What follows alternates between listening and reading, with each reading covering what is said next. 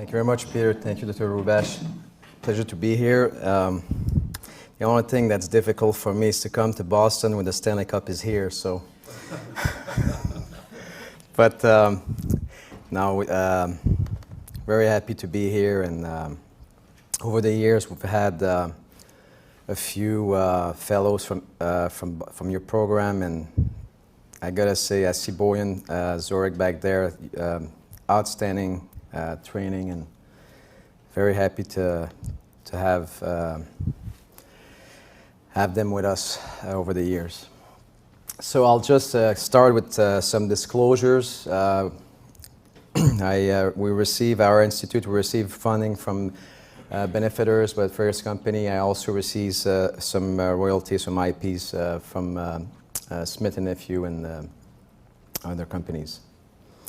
So I'll just this morning talk about hip arthroscopy. I know I saw Dr. McCarthy here this morning, and I know you've been exposed to that procedure. And over the years, obviously, there's been a huge evolution. And I would say that the growth has been very, very extensive over the past few years. So I'll just start by the introduction about where I came from and the history of hip arthroscopy. Then I'll go over the understanding the hip joint a little. I think it's very important for your diagnostic skill to understand that joint. It seems like a simple joint, but it's more complex than I think a lot of people seem to understand. And then the surgical treatment, some outcomes. We don't have a lot of long-term outcomes. We have short-term outcomes that help us guide our treatment now. And a little word about prevention, because that's one of our interests. That's one of my interests, actually, in what we do here.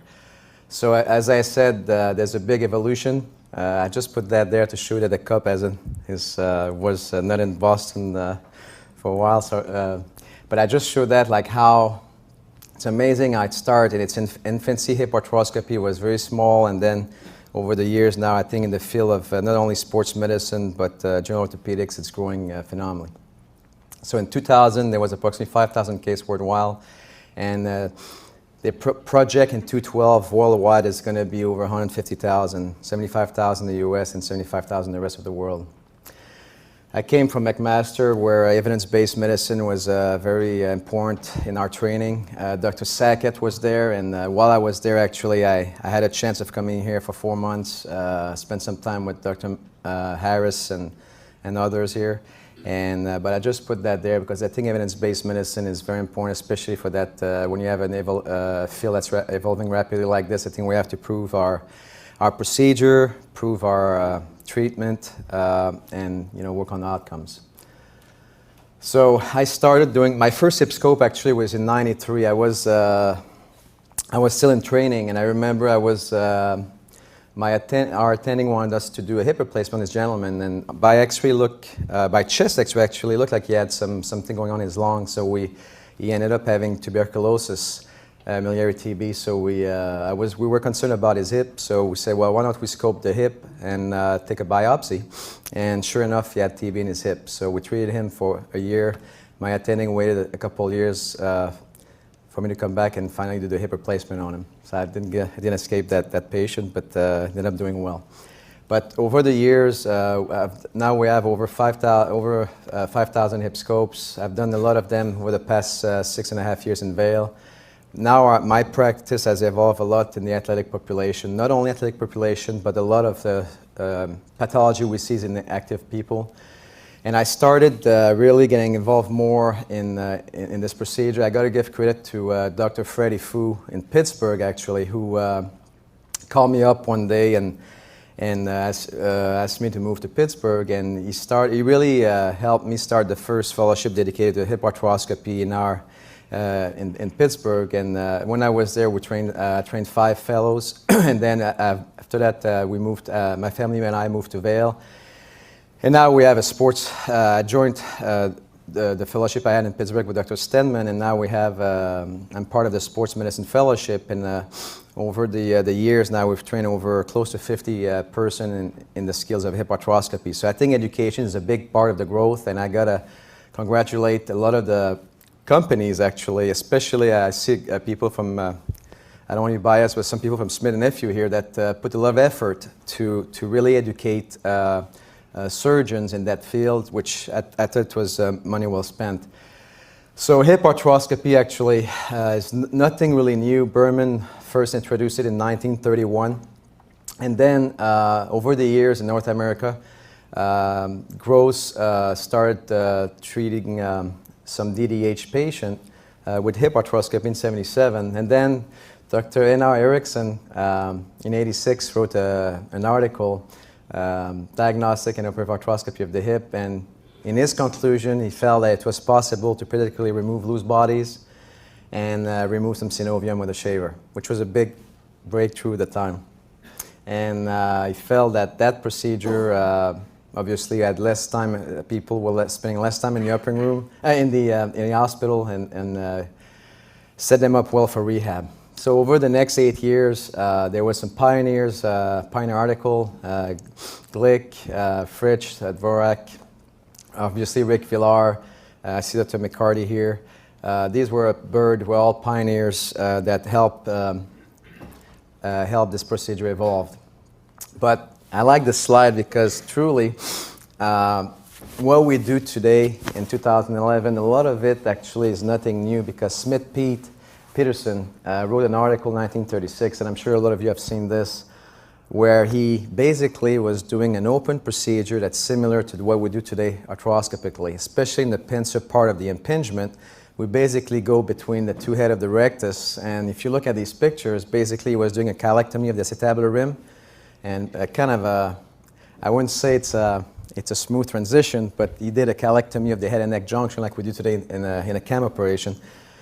So truly, Mass General here, he published his result in JBJS. I think he showed his result also at the Academy. And so truly, it's nothing really new that we're doing today. MGH was also a pioneer in that area of orthopedics.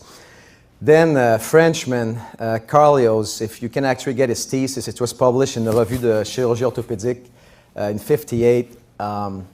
In 68, it should be 68. He basically described the phenomenon of CAM impingement.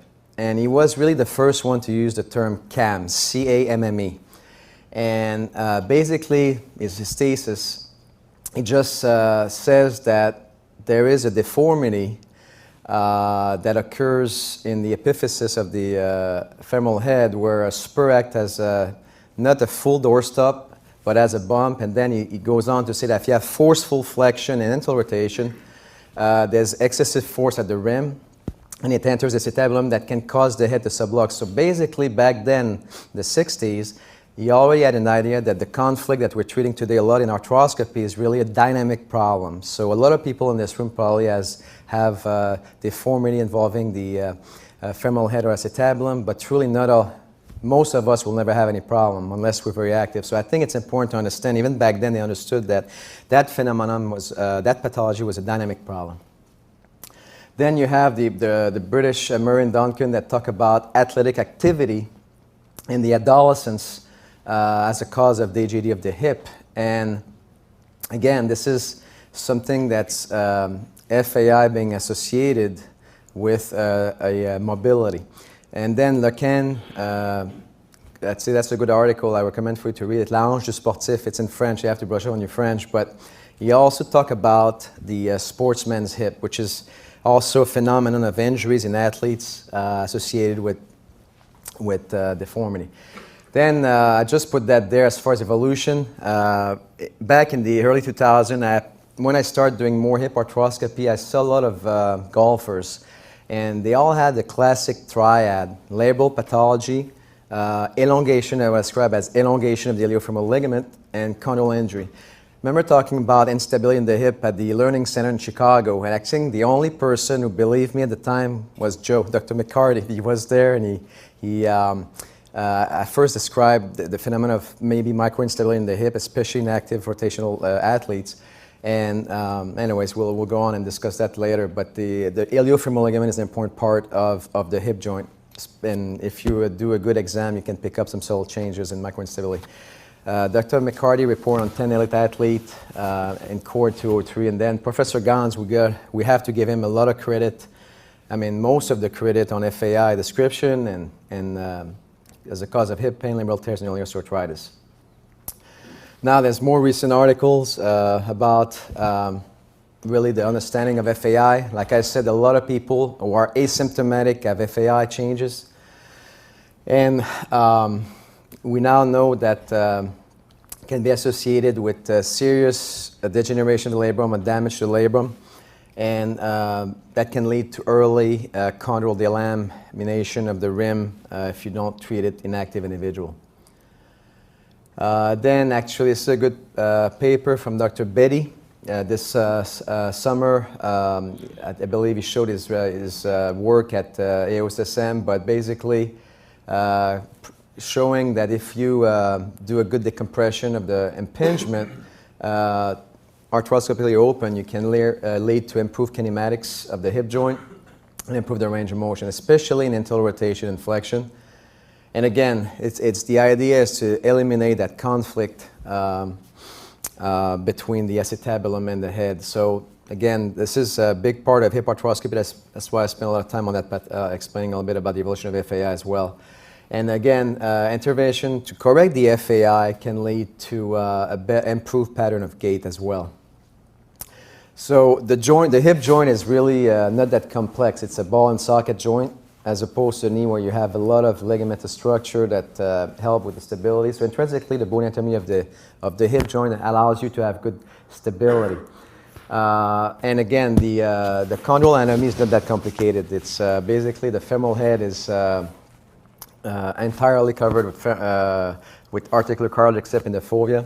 The load-bearing portion of the acetabulum is also covered with cartilage, and obviously the fossa, the colloid fossa, is not covered.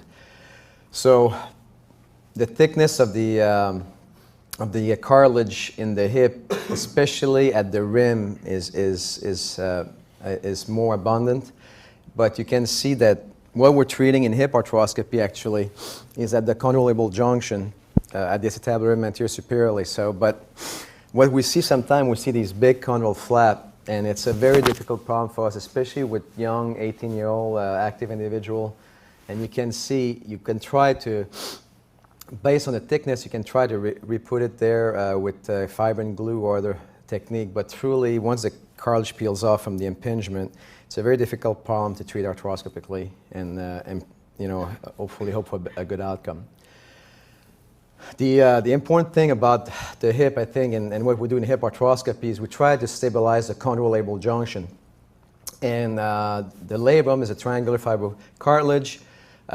It's almost circumferential, connects with the transverse acetabular ligament, and basically it has a lot of function, but we don't fully understand all the function of the labrum. It has nerve fibers, proprioceptor, nociceptors. It extends the osseous structure, distribute the forces. And recently, Dr. Phil actually talked about distribution of synovial fluid. Good paper in GBJS about how the labrum and the zona orbicularis act as synovial fluid distributors. And also, it helps the maintaining the seal that allows you to have good stability in certain position. So if you lose your labrum or lose the integrity of your labrum, that can result in instability, microinstability, and again, eventually to a capsular problem. The vascularity of the labrum is actually a little tenuous, like in the meniscus. So I think repairing the labrum is not necessarily self-evident. So Dr. Kelly did a great study published in Arthroscopy about the vascularity of the labrum, and you can see most of the vasculature comes from the periphery and minimal on the articular side. And I think when you talk about repairing the labrum, it's not necessarily even if you look at the basic anatomy. But I'll show you some studies we've done in animals showing that it can heal. This is actually great work from Dr. Ferguson, who's now I believe in Zurich. He published 2 great papers in 2000 and I believe 2 or 3 in Journal of Biomechanics about the role of the labrum. But the take-home message here is that there's an increased contact stress in the acetabulum if you have a deficient labrum, up to 92% when there is no labrum. So again, this is another paper published in Osteoarthritis and Cartilage in 2004. They look at removing the labrum in an ovine model. And basically, they used 18 sheep. They were loaded at 6, 12, and 24 weeks. And basically, they found that there was some tissue that was able to regrow in the zone of resection, after that interval of time. So the question is, why would you repair the labrum if it regrows? The tissue was triangular in shape, but there was no circumferential fibers restoration. So it was disorganized tissue, basically. As far as vasculature in the hip, the lateral epiphyseal vessels are very important. This is a slide from actually Professor Gahn's daughter. She did some great anatomic work in Paris. And basically, you can see the lateral epiphyseal vessels here. And that's an important anatomic landmark when you do hip arthroscopy. There's about 12, 13 foramina there.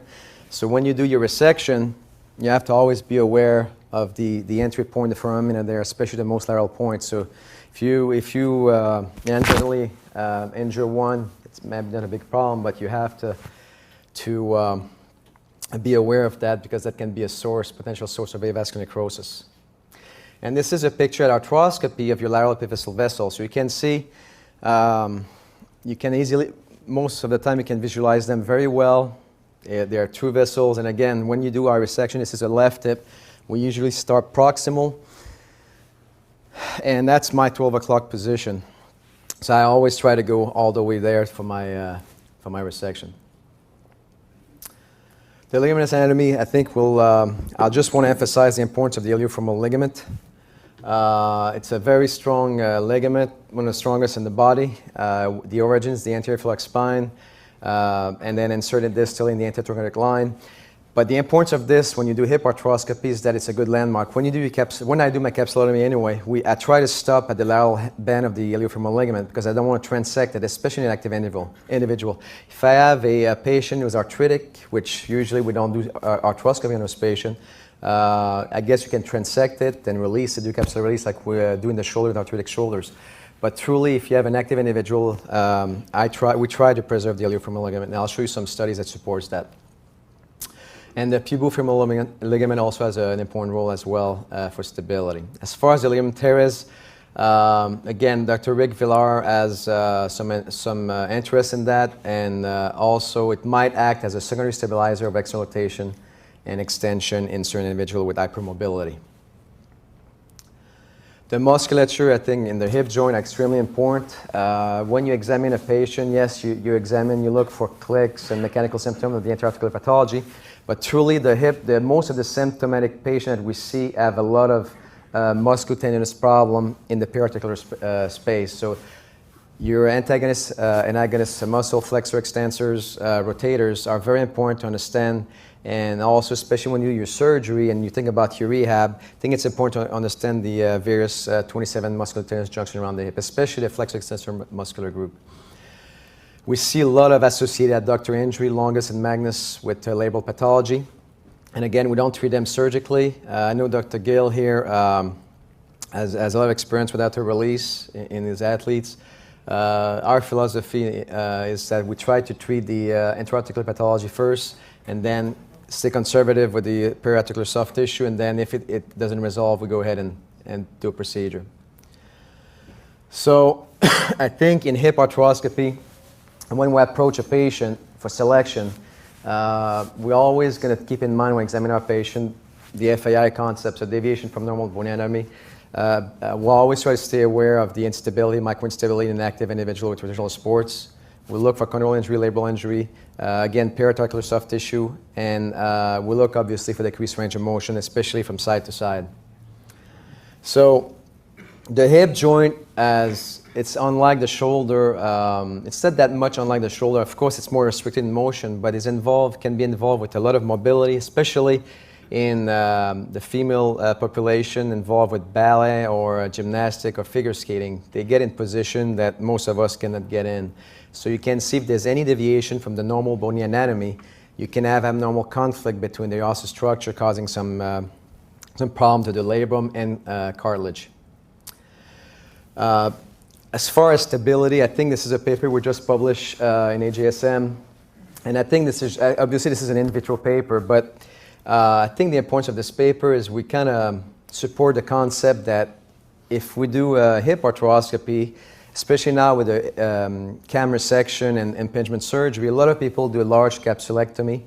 Our philosophy has always been to preserve the reinforcing ligament anteriorly, iliofemoral ligament. So in that study, I won't go into too much details, but what we did is we took some cadavers and basically we put some talon beads in the femur, in the proximal, in the pelvis. We tested the samples in the 4 hip flexion angle, and also we selectively section the capsule, the labrum, and look at the stability of the translation. And basically what we found is if you have a labral tear and you repair the labrum with an associated capsulotomy, you will not have the same stability that if you repair the capsule. So the take-home message with this paper is that hip stability is greatly, and you can see it from this graph, in the anterior posterior translation plane, that if you just repair the labrum, you will not have the same degree of stability as if you repair the capsule as well. So the idea, and of course the argument, is that in vivo you'll have healing of the capsule, but again, the healing is not the same as an intact ligament. So we kind of support our hypothesis that if we do a labral repair or labral refixation and we do capsulectomy or capsulotomy, I think our philosophy now is to try to repair the anterior compartment, the anterior iliofemoral ligament area, if you do an extension in that direction. So that's what we're doing. I'll show you that in the videos in a few minutes. So you also have traumatic injury that leads to cartilage injury, and this is just a patient actually we had just from tackling, and that's not that uncommon in high school football, college football, people having frank dislocation, posterior or anterior. Actually worse than dislocation in these athletes is a transient subluxation. So we see a lot of those, and again, obviously the worst complication for these injuries is AVN. So we look at, I'll show you a paper where we look at dislocated athletes and we'll look at the pathology, and that's, again, FAI is omnipresent in his injuries as well in that patient group. Atraumatic instability, we see that a lot with people involved with elite figure skating or hypermobility sports, like we call it. And again, it's microinstability. It's not like huge translation. It's just microinstability. Again, if you have a labral tear, that will increase the tension in the iliofemoral ligament. That might lead to worsening the instability. This is actually an old picture from Bombelli's textbook showing that depending on the weight-bearing surface of your acetabulum, you can have excessive stress on your capsule. And again, this is not a new concept. This was discussed many years ago by Bombelli in a good textbook about biomechanics of the hip. So that leads me to the concept of impingement, understanding it a little more. So when we talk about hip arthroscopy, what do we do in that joint? So again, some of you probably have seen that video. It's a good video to illustrate what's happening when you have forceful flexion in a abnormal convexity at the head neck junction. You can see the stress at the condylobal junction. And the big problem with this is not the labral separation, it's the condyle damage. And again, the condyle delamination usually is anterior superior, and you see a lot of young ice hockey players in their late teens coming in with super large grade 4 lesion associated with these injuries, with these deformities. So if you're not very active and you have a convex head and neck junction, probably you can get away without any problem. But if you start doing sport, even just golf, which involves a lot of forceful rotation, that can lead to excessive stress on your condylobal junction, causing some problem.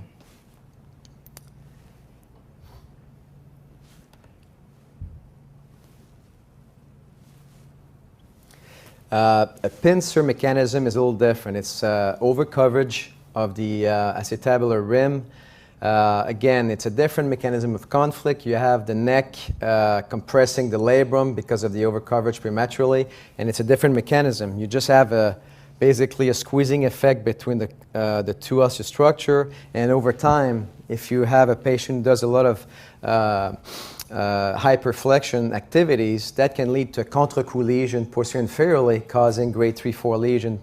So when you do your hip arthroscopy, you have to be aware of that area because you might have to do microfracture in this situation. Again, this is more stable rim chondrosis, flattening of the labrum. So when we go in and do surgery, usually it's not uncommon to have a mixed type impingement. So a lot of part of the labrum will be flattened with mucinous degeneration. So I think it's important to understand these. Again, FAI is a dynamic problem and not necessarily a static problem. Static people will not have that much difficulty, I believe, with the conflict pincer or cam. Again, the damage pattern in the pincer type, it's anterior superior compression, contre-coup lesion, the cartilage, and that's what you do. You see at the time of surgery. You see an indentation at the head and neck junction, distal to it, and then the labrum is flattened and detached. So when we do hip arthroscopy, we predict going in and seeing that. This is a courtesy of Michael Lunig, slides here, who gave us these slides when he was in Vail with us. The damage pattern for cam is a little different, as I showed in the video. You have to deal with a convexity, and then this is what the problem is. I think the biggest problem, the biggest challenge is to deal with these flaps, and we don't have a real solution for this. I believe we can do rim trimming and refixation and decrease the size of the grade 4, but I don't think even with a large segment like this, fibrin glue has been proven to be effective long term. We don't know yet. And again, the proximal morphology, this is nothing new. This is actually a paper from Dr. Bully showing again the variation in offset in various people. This is more geared toward the epiphyseal, slip capital femoral epiphyseal lesion, but again, CAM is probably a variant of these type of deformities. So again, this is what we see at surgery. CAM, you see that convexity. Pincer, you can see the acetabular rim pushing forward the labrum, and this is both right hip, so you can see kind of just by understanding the anatomy, you can see at the surgery, you can confirm your suspicion, and then I always make my final decision of how I'm going to treat the patient at the time of surgery. This is again a CAM lesion, really, a contralateral separation, large flap, and again, it's a difficult problem in young, active individual. And to your right there, this is again these large flaps that are difficult to treat. Pincer impingement, this is a pincer groove. Again, overcovered acetabular rim. This is a right hip, and you can see this is exposing the conflict. Before we start doing our hip arthroscopy resection, I always dynamically analyze the conflict, and I want to know precisely where we're going to do our procedure. The presentation clinically, I'll go quick on this. Basically, we published that a few years ago. The most frequent complaint with impingement or candidate for hip arthroscopy is anterior groin pain, but it can also have lateral throat pain and deep posterior buttock pain. They also have complaint diminished activities, even if with the ADL as well. Sport limitation, we look at that as well. They all have difficulty with endurance, the muscle fatigue from the injury, and they have difficulty with running, jumping, quick start and stops, and a lot of them had to modify their technique. I just put that in there. There's a good paper by Bill Myers. He has extensive experience with sports hernia surgery. He's in, most of you know him, he's in Philadelphia.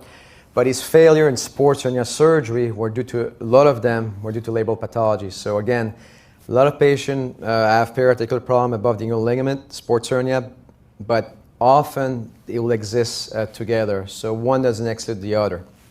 That was in Annal of Surgery in 2008. It's a good paper. I think he reviews experience with 8,000 procedures.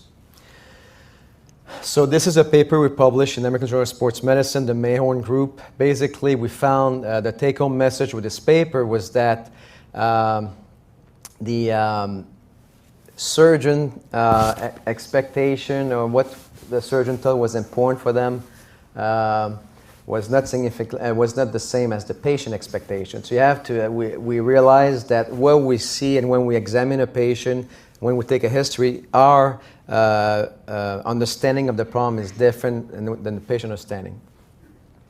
So I think when you do exam, you have to be, it's basic principle, you have to look at inspection, palpation of the bony structure, soft tissue palpation, looking out not only for bursa and other problem, but also you have to look out for a tumor or unusual thing.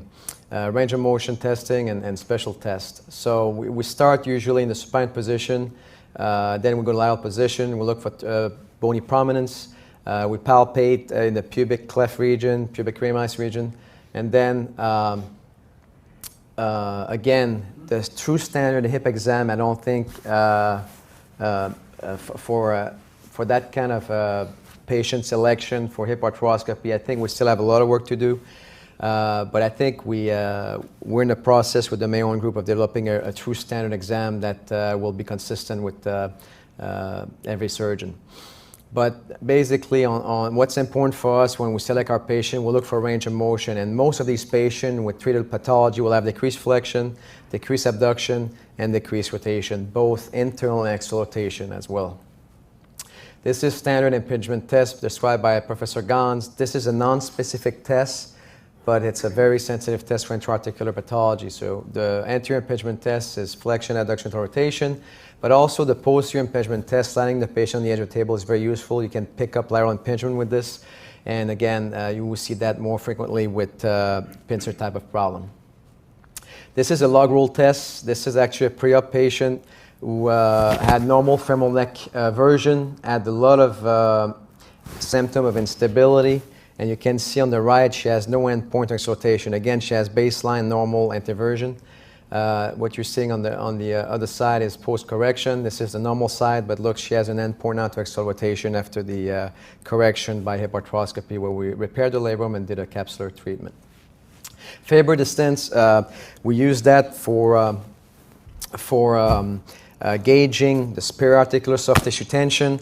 For us, we found that asymmetric Faber, not standard Faber testing where you look at the SI joint and hip pain versus SI joint, but we measure the distance between the lateral knee and the table, and we found that there is a correlation with abnormal increased distance, greater than 5 centimeters correlated with a larger alpha angle. And this was presented at AOSSM last year. So basically for us, asymmetry in on the Faber in a patient with labral pathology will push us more toward a surgical intervention. And this is again another paper published in the rehab literature, basically looking at the specificity and the sensitivity of the Faber. We found in that study, we found that the impingement tests had a higher proportion of positive tests. This is also the same literature. Basically, the take-home message was this, is that we have to improve our physical exam for the hip, especially in soft tissue evaluation. X-ray evaluation, I think it's important to look at joint space narrowing, center edge angles, sharps, and false profile. We'll look at the alpha angle, the cross-table lateral, over coverage, crossover sign. We'll look also at neck shaft angle, femoral neck version, and pubic cleft assessment. So for us, the joint space is very important, and I'll tell you why in a minute. If there's less than 2 millimeters joint space in any of these 3 points, usually we published that we found that these patients are poor candidate, and there's about 37 times more chance that they will progress to hip replacement within 18 months. This is measurement of, we look at the center edge angle. Dysplastic patient are not ideal candidate for hip arthroscopy. There's a subgroup, borderline dysplastic, that do well, but overall, a dysplastic patient are not necessarily a candidate for hip arthroscopy. We measure the alpha angle just to see the size. There is no correlation between alpha angle and correction and post-op outcome. But we still want to know what kind of size we have just to prepare for surgery. And we published in arthroscopy 208, basically we found the larger the alpha angle, the more damage to the chondral area and the labral area separation. And that's what we found. Acetabulum with low angle, there was no defect. Larger angle, we start seeing some larger defect with full thickness elimination at 60 degrees. So this is an example of post-correction, pre and post-correction. Crossover sign, we like to get that on the supine position, supine pelvis, 2-finger breadth between the coccygeal joint and pubis, and then you can see the relationship, abnormal relationship between the anterior wall and posterior wall, crossover sign. We'll look also an exam for femoral version. Again, I'll discuss that later, but femoral neck version also has an effect, we believe, in impingement. And we measure that by MRI. Our radiologists on all report now to give us a version. And we found a correlation between the femoral version and intellectual rotation, which was already discussed in the literature before, but we confirmed that with our own data. MRI evaluation, we use T2 mapping, and this is, again, we're looking for cartilage pathology. And here, I know in Boston, you use the Gimeric, which is a great way of mapping the cartilage. For us, we're working on T2 mapping with Siemens without contrast. So rational for treatment, I think you have to pick the right patient, adequate exam, and remember, you don't treat the X-ray, you treat the patient. So I'll just go over how we proceed arthroscopically with the procedure and the technique we use. But before I go to that, just some literature on debridement of the labrum. The results were good, not great. And now that we start treating the labrum and repairing the labrum, doing the impingement surgery, our results have shown to improve over the past few years. This is just a rationale for labral repair. We publish in Arthroscopy the evidence that the labrum has the ability to heal after detachment and reattachment. And this is the histology. It heals both from the capsular side and the osseous side. And Dr. Arnowski reviewed our slides, and he's very meticulous, and he confirmed that the labrum can heal after a detachment. Revision hip arthroscopy, we see that more and more. Again, inadequate treatment of impingement is number one cause in, in what we publish here, and then re-tear of the labrum is also a significant source of revisions. So a good case for surgery, symptomatic less than a year, inability to perform their activity, recreational activity or elite activity as far as sports, well-defined FAI, good arthro status, not too low modified RCIP score, meaning 58 above usually is what we look for, and good pre-surgical muscular strength for preparation for rehab, and good BMI. So I'll just show you as kind of in a nutshell what the standard hip arthroscopy procedure is 2 and 11 in our hands. So basically we do good pre-op templating, we look at the standard angle, look for crossover sign, retroversion. This patient has a fractured rim, also mixed type impingement, head and neck junction is abnormal. We do the procedure in a supine position. I only use two portals, lateral and mid-anterior. And basically we go in the intermuscular plane. We're very particular about that. We try not to go to the muscle, we just palpate. Most of our patients are skinny enough, we can find the intermuscular plane. We stay away from the medial musculature, the psoas, and the neurovascular bundle. This is a capsulotomy. We leave about 1 centimeter of cuff at the labrum. This is a right hip. You can see on the cadaver there. We basically go from approximately 10 o'clock to 2 o'clock. This is a standard labral pathology, detachment at the base, freeing of the ligament teres, and then chondral DLAM, which again is our goal is to stabilize that area after we correct the osseous impingement. This patient, again, mixed impingement, would do a debridement of the base of the labrum, try to stabilize the chondral flap. We use RF tools to stabilize the labrum before we apply the suture. This is a beaver blade. We just extend the separation corresponding to the pincer resection. So usually we have a small separation, but we'll actually extend the separation to match the pincer. We use the burr, motorized burr 5.5 to stabilize the rim. Usually it's a 2 millimeter resection. We base our resection on the center edge angle measurement. And the shaver is then used to just stabilize the end of the chondral flap. Then what we'll do is we'll refix the labrum to its anatomic position after having stabilized the rim. And again, we use a 5.5 burr or even a smaller one to do that. Then we'll use our anchors. We use, on average, for a 2 centimeter tear, we'll use 3 suture anchors. Sometimes we have more extensive tear. The principles are about the same as we do in the shoulder, except the labrum, I think, in the hip, the refixation has to be placed in a different anatomic position. Weight-bearing joint versus non-weight-bearing joint. So in the shoulder, your gravity will be against you pulling the labrum away from the rim. In the hip, it's different. gravity will push the labrum on the face of the labrum. So we try to revert slightly our labrum when we repair it. Again, that's not uncommon, that separation between the cartilage and the bone. Anchor placement, we stay perpendicular to the rim, and then labrum is refixed. And I was talking earlier in the talk about how the landmarks from Smith-Peterson haven't changed today. Most of our rim trimming is between the rectus head. So when we do the repair, we try to minimize the stress on the rectus. We don't want to irritate that area because post-op, sometimes the rectus tendinitis can become an issue. Piercing or going around, it's a debate. I truly don't think it makes a difference. I use both technique, through and around. The idea is to put the labrum to where it belongs. It doesn't really matter. We have long-term, mid-term follow-up on looping the suture around the labrum. Over time, the restoration of the triangular configuration happens. We have follow-up MRI on that and second look. So, but truly, sometimes I'd like to have it more in the face. I'll pierce the labrum. And if we want to be a little more everted, especially at 12 o'clock when there's a lot of stress, we will loop it. This is, again, I'll go through on this one. This is a right hip coming from the lateral portal, piercing the labrum, and again, advancing the labrum. We use an arthropierce to do this.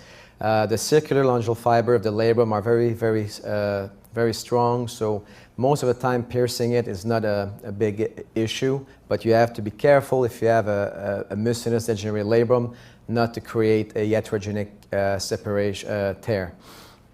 And again, after having repaired your labrum, what you want to do is you want to make sure that you protect your repair. So you have to go to the peripheral compartment, releasing the traction, looking at the head and neck junction, and making sure that the compression of the convexity doesn't stress your labrum. Again, the condylar junction is being stabilized. That wave sign we had at the beginning is stabilized. And then the overall instability of that flap has been corrected. This is just the final touch. Want to make sure that the base of the labrum and the rim cartilage is stable. And again, sometimes there's a higher water content, and we stabilize that at the end.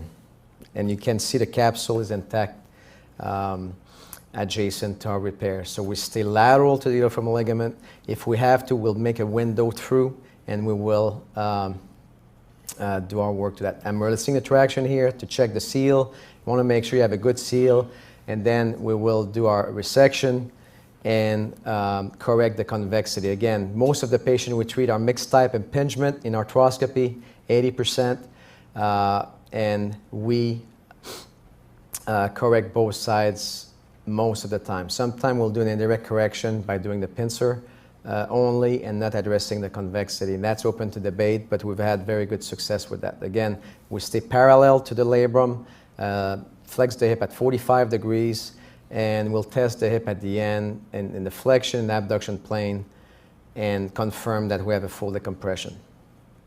So this is pretty much a standard arthroscopic procedure that we do. Again, the lateral epiphyseal vessels are visualized. You'll see we will just do a dynamic testing after that. And if we're not happy, we'll take a little more. We try to preserve the sail and avoid residual stress. Like right now in abduction, I'm not going that far. I'm about probably 30 degrees. In a high socket player, that won't work. So we went in and removed a little more, and then we decompress that conflict. So this is a little too tight. In extension, it's fine. Flexion extension is fine, but laterally, it was not fine. So we took a little more. So again, it's small steps. I prefer to under-resect than over-resect. Over-resecting causes other problem. In the open technique, you use templates, but we try to match the head with the acetabulum. So if you just base your resection off the proximal femur, you might have a mismatch. I think tolerances in the hip in active individuals is very important. So I think you have to be very cautious, again, not to over-resect. Now I'll just jump to outcome. So this is adequate resection, good rotation, good position in abduction. We're looking at the superior position from the side. And again, my capsule, as you see, it's only a separation. There is no gross resection of the capsule. So again, the rim trimming, we publish a formula that we use to predict how much we're going to decrease the center edge angle. And basically, we look at the center edge angle. We use a formula. Basically, the change is roughly from every millimeter reduction, we decrease the center edge angle by 2 degrees, up to 4 millimeters. Labral repair, just the technique is pretty straightforward, like in the shoulder. You just have to make sure you stay as close as possible without perforating the articular surface. The anchor placement, we publish in the AGSM, actually, the technique, especially between 11 and 1, you have to be cautious to avoid overpenetration. The dynamic exam is very important to confirm your resection. And then I'll just say a few words on condyle injuries. Microfracture is the mainstay of treatment in hip arthroscopy for us for condyle injury. You stabilize, same principle as the knee, remove the condyle flap, stabilize the rim, and then go ahead and do the curtage, and then do the microperforation to have good channels. This is curtage, make sure you have a contained lesion, and then a perforation with a standard microfracture pick. And for us in the hip, we've had a very good outcome with small lesions, on both sides. In few occasions, we have a situation, this is a snowboard injury, deep condyle flap with a deep defect on the osseous structure.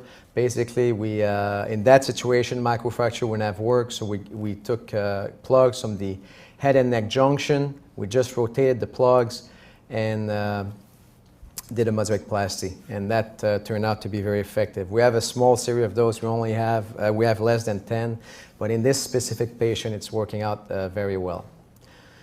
Same principle as in the knee, except I would say in the hip it's probably easier, more effective, because the head and neck junction, you have to correct most of the time the convexity anyway, so that cartilage has to go. So to us, that's been very effective.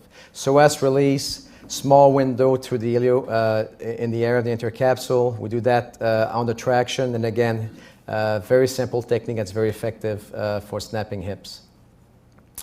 I'll just finish my talk talking about some new technique, labral reconstruction. Labral reconstruction is a technique we developed in 2005, and basically for deficient labrum, we started doing that actually in patient. We had very good surgery performed, but had deficient labrum. So we started harvesting the IT band as an autograft, placed it arthroscopically through the zone of deficiency. Same principle as when you do a labral repair. We put the first anchor medially, the second anchor laterally, and then basically you have a bucket handle tear that we just repair with anchor suture loop sutures. So this is the end result of the graph. Final look, good restoration of the rim, good stabilization of the rim. And then over the past 5 years, we've performed 202. We published our early result in arthroscopy last year, and basically at 1 year, it's short term, we're looking at our 3 to 5 now.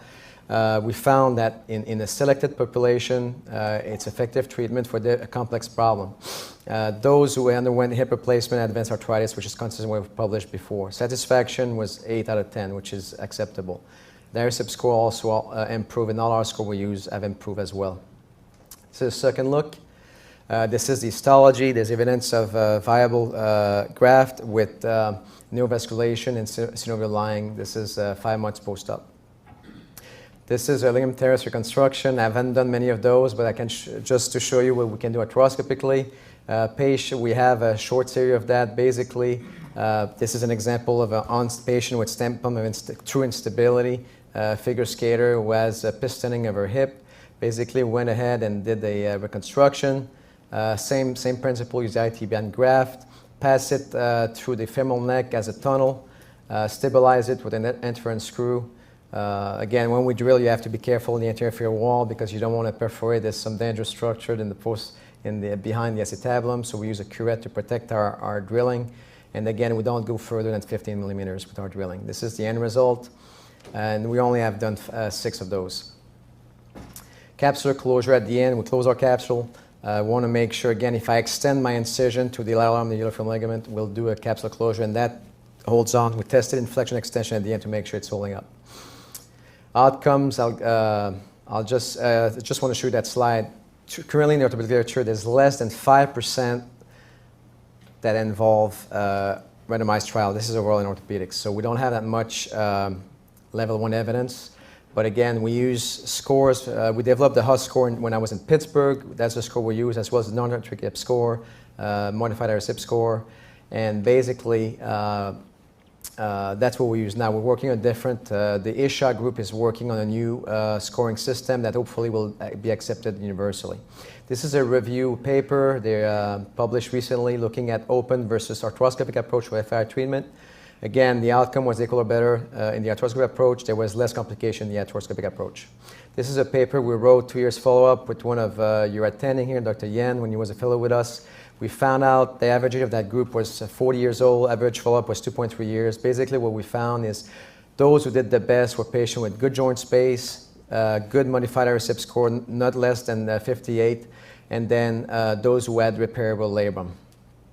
The score went from 58 to 84 at 2 years. Return to work, I put that slide there because we publish a lot on athletes, but also we look at return to work in our patient. In that cohort, we found that 100% those who were not retired returned to work, 15% returned to work within a week, and 50% returned at 1 to 5 weeks. And the satisfaction was 8.4 average, and median was 9. At a pediatric population, very good outcome. We published that as well, short-term resort, but basically same idea, very good improvement in all the scores we used, the modified iris, the outcome score, SF12, and satisfaction. Again, we published a lot on labral repair. This is a quote of a hockey player, but we found if you compare head-to-head, two groups, hockey players, they had 5 in the open group. We had 28 in the NHL guys in the arthroscopic group. The return to hockey was faster in the arthroscopic group, and then competition, full competition was also faster, almost half the time in the arthroscopic group. Instability, we see that a lot in golfers. Micro instability, this is an old slide, but basically we have a long-term follow-up on a lot of PGA golfers that I treated 10 years ago now, and basically out of that group at an average of 5 years, 80% almost were still on the PGA Tour. This is just about microfracture. We published that most of our microfracture patient will have good feel of the lesion except those who are arthritic. Improvement of the iris score as well. And then, does the location matter? We found that basically it doesn't matter if it's on the head or the acetabulum as long as there is good containment of the clot. And the rehab, I just leave you with that. I think rehab is as important as the surgery. You have to have a good system, and we found that circumduction decreased the incidence of adhesion. We went from 4.8% to 1 and 4% adding just that exercise. And we're very aggressive with our rehab. We do agility tests pre and post-op, and that's how we decide how we're going to clear our patient to go into unrestricted activity. So prevention, I think it's a big part of this. I have 3 kids and involve a lot of sports, so I think prevention, especially kids now and 12, 13-year-old who focus on one sport, I think it can be detrimental if they have borderline entities of bony impingement. So we're looking at basically hockey players, we look at midget AAA players, and we look at Pee Wee players. And we found that these were all screened. We have a screening protocol, and we found that even at an early age, kids start having cam deformity and signs of labral pathology at 12, 13 years old. Those who are in the elite group. So a lot of we're just pursuing that just in its infancy, but the idea is that if we can identify the group at risk, maybe we'll modify their activities. Instead of playing 80 games in a season, we'll play 30. They'll play less games in that short period of time. That's going to be hard to get through, but I think overtraining, overplaying in a single sport might be a risk factor for hip pathology. This is just innovation. The IOC, we were there a couple of years ago, and we look at PRP in sports medicine. The reason I'm mentioning that, we use that in our patient post-op for other reasons, but there's no, the consensus papers say that it's safe, it's accepted by WADA now, but there's no evidence that it works yet. But there's a trend, there's an overall trend saying that it might be effective in certain situations as far as healing ability for tendon, ligaments, and post-surgical. So in conclusion, I think arthroscopy of the hip has evolved over the past few years. It can improve the function, not only in athlete, but general population, return them to work. I think it's important to pick the right, I was talking about that last night at dinner. I think you have, the number one mistake a lot of surgeons do is to pick the wrong patient to operate on. So if you pick the right patient, right procedure, you'll have a great outcome. And then, again, when I talk about that, joint space is important. Less arthritis, the better the outcome. And also the length of symptom, I think, has a role on outcome as well. And those who have a labral deficiency, now we have evidence that reconstructing the labrum can be helpful and maybe will be a valid option for the future in that complex group of patients. And again, pick the right patient, follow a good algorithm, and you'll end up with a good outcome. Thank you very much, and I'm sorry I've been over a little bit here, but